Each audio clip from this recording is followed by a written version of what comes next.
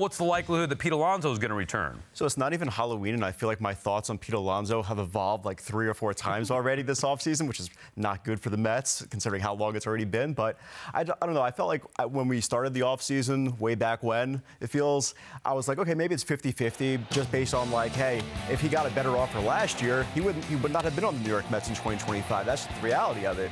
But I just look at the rest of the first base market, and I look at what Pete Alonso was able to do and the numbers that he posted, how he got better offensively, and I know he regressed defensively, but just looking at that offense, you are just not going to be able to replace it no matter what you do. And I don't even think that you could recoup the value if you say to yourself, hey, I'm also going to get a little bit better defensively. I'm going to mix it up a little bit, maybe get some back offensively. I just don't think that works out mathematically in my head because Pete Alonso is just that good. So I don't know. I just, at this point in the offseason, maybe revisit it maybe a week from now. But right now, I'm talking myself into him being undeniable for coming back. It's just getting to that point for me. I was looking at the first baseman free agents out there and ranked in terms of WAR, and it was Pete Alonso, and then you have Josh Naylor, and then you have Ryan O'Hearn, and then you have 40-year-old Carlos Santana. Yeah, I mean, the options are not great there. And so, okay, so you don't want to give Pete Alonso, whatever, the 6 or 7 years. What are you going to give Josh Naylor, who was less valuable, 5 years? What's really the point? And he doesn't have that same kind of heft to this organization. He doesn't have that same sort of like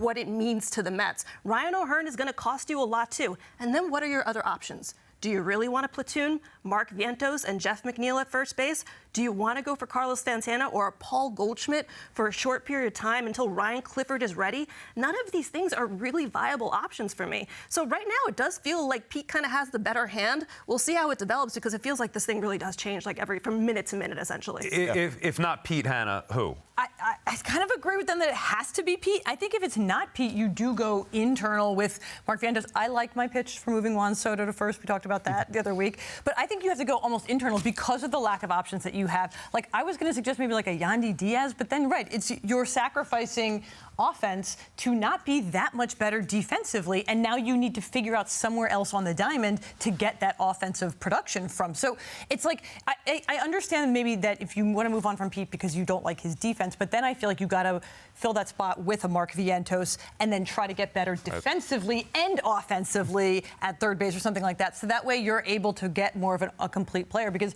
right, I think just pure offense, you're not going to get better than Pete Alonso at first base. Yeah, in theory, I feel like somebody like Josh Naylor makes some sense on the surface just because maybe you can get him for a little bit cheaper, maybe a couple less years. He also plays with like this edge to him that I feel like the Mets were sorely lacking last year. He could bring that to the room. I think that would be helpful.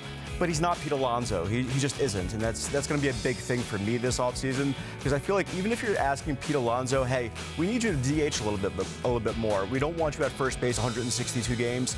Alonso's still going to play his 162 games. Yeah. Even if it's going to be maybe a few more at DH, you can get somebody else at first base. You could maybe even get a different second baseman to shore up the right side of the infield for your defense as well. So you could do a lot of different things to make up that value defensively. But for me, I just see Pete Alonso as just a perfect fit right now for the Mets, and I don't see a great plan B. Yeah, if they can't bring Pete back, there's only a couple of moves. Hannah, you glossed over it, but I think you were onto something that I do think, for me, I'd be okay with moving Soto to first base and then getting Kyle Tucker. Now you have better defense, and you still have a bat and a better ball player all around in Kyle Tucker. You're limiting Soto's defense, and right, obviously you put him at first. That could happen. Or you sign Cody Bellinger. Like, I think Bellinger's going back to the Yankees, but he could be a problem solver in center field or first base. So there are other options, but it's big boy options, not Naylor. Like, all due respect, he's fine.